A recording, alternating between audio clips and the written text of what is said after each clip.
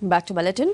రాష్ట్రపతి ఎన్నికలకు సర్వం సిద్దమైంది. రేపు జరగబోయే ఎన్నిక కోసం పార్లమెంటుతో పాటు రాష్ట్రాల అసెంబ్లీలో కట్టుదిట్టమైన ఏర్పాట్లు చేశారు. సోమవారం ఉదయం 10 నుంచి సాయంత్రం 5 వరకు జరిగే ఎన్నిక కోసం ఏపీలోని అసెంబ్లీ ప్రాంగణం సిద్దమైంది. ఇక ఓటింగ్ జరుగుతున్న తీరును పూర్తిగా రికార్డు చేయనుంది ఈసీ. రాష్ట్రపతి ఎన్నికల కారణంగా ఏపీ టీడీపీ ఎమ్మెల్యేలు ఒకరోజు ముందుగానే అమరావతికి వస్తున్నారు. ఏపీ నుంచి తొలి ఓటు హక్కు సీఎం చంద్రబాబు వినియోగించుకోనున్నారు. ఆ తర్వాత స్పీకర్, ప్రతిపక్ష నేత జగన్ తన ఓటు హక్కును వినియోగించుకుంటారు. ఏపీ విషయానికి వస్తే మొత్తం 174 మంది ఓటు హక్కు వినియోగించుకోబోతున్నారు. దీని ప్రకారం ఏపీ ఎమ్మెల్యేల నుంచి 27,666 పాయింట్లు రామ్నాథ్ కోవింద్ ఖాతాలో చేరనున్నాయి. ఎంపీల విషయానికి వస్తే ఏపీ నుంచి 25 మంది లోక్సభ ఎంపీలు, 11 మంది రాజ్యసభ ఎంపీలు ఉన్నారు. ఒక్కో ఎంపీ ఓటుకు 708 పాయింట్లు కేటాయించారు. దీని ప్రకారం రాష్ట్రానికి సంబంధించిన ఎంపీల నుంచి 25,488 పాయింట్లు రామ్నాథ్ కోవింద్ ఖాతాలో పడతాయి. ఎన్డీఏ అభ్యర్థి రామ్నాథ్ కోవింద్ కు ఎన్నికల ఏజెంట్ గా మంత్రి కాల్వ శ్రీనివాసులు వ్యవహరించనున్నారు. ఏపీలోని టీడీపీ, వైసీపీ మినహా మిగతా పార్టీలకు చోటు లేకపోవడంతో యూపీ అభ్యర్థి మీరా కుమార్ తరఫున ఏజెంట్ గా ఎవరిని నిలపలేని పరిస్థితి. రాష్ట్రపతి ఎన్నికలపై టీఆర్ఎస్ ఇవాళ కసరత్తు నిర్వహించనుంది. తెలంగాణ భవన్లో మధ్యాహ్నం 2 గంటలకు జరిగే నమూనా పోలింగ్ కు పార్టీ ఎమ్మెల్యేలంతా హాజరు కావాలని ముఖ్యమంత్రి కేసీఆర్ ఆదేశించారు. ఈ నమూనా పోలింగ్ లో బ్యాలెట్ పేపరు నమూనా, తాము మద్దతు ప్రకటించిన అభ్యర్థికి ఎలా ఓటు వేయాలన్న అంశాలను ఎమ్మెల్యేలకు వివరించనున్నారు. ఓటు వేసే విధానంలో తప్పులు దొరలకుండా ఎమ్మెల్యేలకు అవగాహన కల్పించనున్నారు. ఇక ఢిల్లీలో బీజేపీ నిర్వహించే మాక్ పోలింగ్ లో తమ పార్టీ ఎంపీలంతా పాల్గొనాలని కేసీఆర్ సూచించారు. ఆయన ఆదేశం మేరకు పార్టీ ఎంపీలంతా ఢిల్లీ పయనం కానున్నారు. రాష్ట్రపతి అభ్యర్థి పేరును ముందుగానే ప్రకటించిన బీజేపీ ఉపరాష్ట్రపతి అభ్యర్థిని ఖరారు చేయడానికి మాత్రం కాస్త ఎక్కువ సమయాన్ని తీసుకుంది.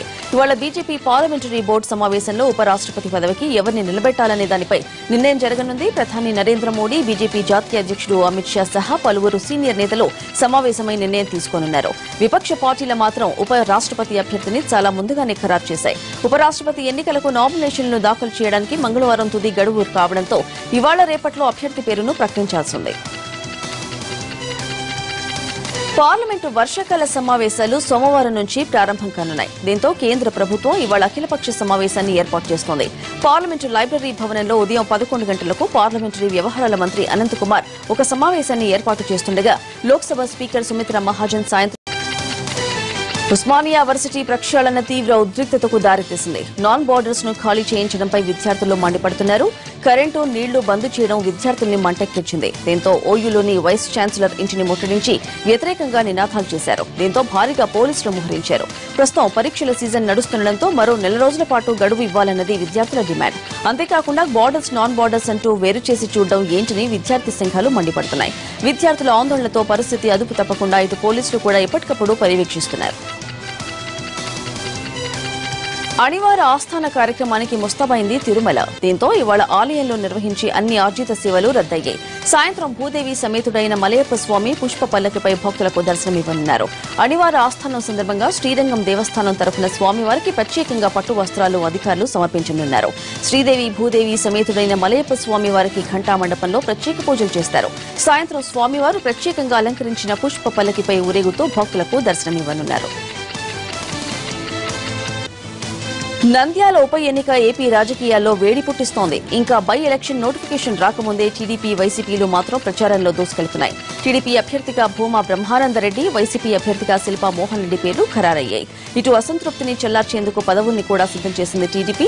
వీటితో పాటు పెద్ద ఎత్తున అభివృద్ది పనులు చేపట్టడం ద్వారా ఓటర్లను ఆకట్టుకునే ప్రయత్నం చేస్తోంది టీడీపీ. ఇప్పటికే లోకేష్ సుడిగాలి పర్యటన చేయగా వచ్చే వారం చంద్రబాబు కూడా రానున్నారు. మొత్తానికి నంద్యాల ఉప ఎన్నికలను ప్రతిష్టాత్మకంగా తీసుకున్న 2 పార్టీలు తమ ప్రయత్నాలు మునిగిపోయాయి. మరోసారి పాదయాత్రకు ముద్రగడ సిద్దమవుతున్న వేళ ఏపీలో రాజకీయం వాతావరణం వేడెక్కుతోంది. 6 నూరైనా ఈ నెల 26 నుంచి యాత్ర సాగుతుందని ముద్రగడ అంటుంటే పర్మిషన్ లేనిదే రోడ్డెక్కనివ్వని చెబుతోంది పోలీస్ శాఖ. ఇలాంటి సమయంలో ఇటు కాపు రిజర్వేషన్లపై మరోసారి పూర్తి స్థాయిలో చర్చించారు చంద్రబాబు. మంజునాథ కమిషన్ కు ప్రభుత్వ పరంగా ఇవ్వాల్సిన సమాచారం ఇచ్చారా లేదా అన్న అంశంపై ఆరా తీశారు. మరోవైపు రిజర్వేషన్ల అంశం ఈ నెల 18న జరిగే మంత్రివర్గ సమావేశంలో కూడా ప్రస్తావనకు రానున్నట్లు మంత్రులు చెబుతున్నారు. ఆంధ్రప్రదేశ్ ప్రభుత్వం పలువురు ఐఏఎస్ అధికారులను బదిలీ చేసింది. విపత్తు నిర్వహణ, భూసేకరణ ప్రత్యేక ప్రధాన కార్యదర్శిగా మన్మోహన్ సింగ్, పశు సంవర్ధక పాడి పరిశ్రమ అభివృద్ది సంస్థ ప్రత్యేక ప్రధాన కార్యదర్శిగా జీఎస్వీ ప్రసాద్ ను నియమించింది. పాలనను గాడిలో పెట్టడానికి ఈ బదిలీలు జరిగినట్లు సచివాలయ వర్గాలు చెబుతున్నాయి. సీఎం మనసులో ఏముందో ఎవరికీ తెలియకపోయినా ఇటీవల జరిగిన పరిణామాలను దృష్టిలో పెట్టుకుని సీనియర్ ఐఏఎస్లకు స్థానచలనం కలిగిందని ప్రచారం జరుగుతోంది. డ్రగ్స్ డొంక కదులుతుండటంతో టాలీవుడ్ షేక్ అవుతోంది. సెకండ్ లిస్ట్ లో అగ్ర నిర్మాతల కొడుకులు, ప్రముఖ సంగీత దర్శకుడు, అతడి సోదరుడు పేర్లున్నట్లు చెబుతున్నారు. ఇప్పటికే 19 మందికి నోటీసులు సిద్దం చేసిన ఎక్సైజ్ శాఖ సినీ పెద్దలతో చర్చల ద్వారా 12కు కుదించారు. మరి సెకండ్ లిస్టు ప్రకారం ఎంతమందికి నోటీసులు వస్తాయనే విషయంపై టాలీవుడ్ లో విస్తృత చర్చ జరుగుతోంది. ఈ కేసులో 2-3 రోజుల్లో అరెస్టులు ఉంటాయని ప్రచారం జరుగుతోంది. 2 ప్రముఖుల్ని పోలీసులు అదుపులోకి తీసుకుంటారని తెలుస్తోంది. ఖమ్మం జిల్లాలో 2 ఎస్ఐలు వీరంగం సృష్టించారు. ఆర్టీసీ బస్టాండ్ షాపింగ్ కాంప్లెక్స్ లోకి సివిల్ డ్రెస్ లో ప్రవేశించి ఓ షాపు యజమానిపై చేయి చేసుకున్నారు. 2 ఎస్ఐలు మహబూబాబాద్ కు చెందిన రణప్రతాప్, కొత్తగూడెంకు చెందిన మహేష్ స్పెషల్ బ్రాంచ్ ఎస్ఐలుగా గుర్తించారు. షాపు యజమానిని గన్తో బెదిరించి అతడిని చితకబాదినట్లు స్థానికులు చెబుతున్నారు. విషయం తెలుసుకున్న పోలీసులు వారిని అరెస్ట్ చేసి విచారణ జరుపుతున్నారు.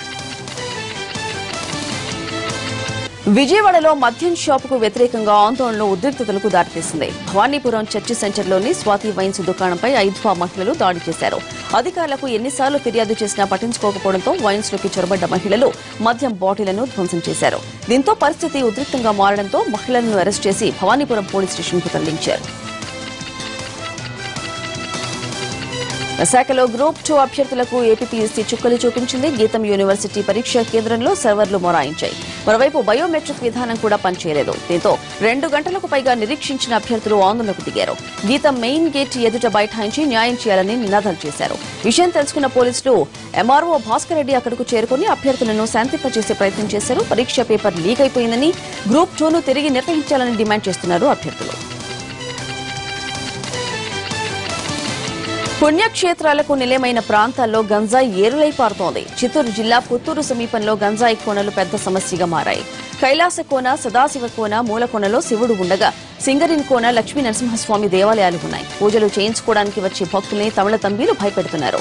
గంజాయి సేవనంలో జలపాతాలు ఆలయాల దగ్గర వాతావరణాన్ని పాడు చేస్తున్నాయి.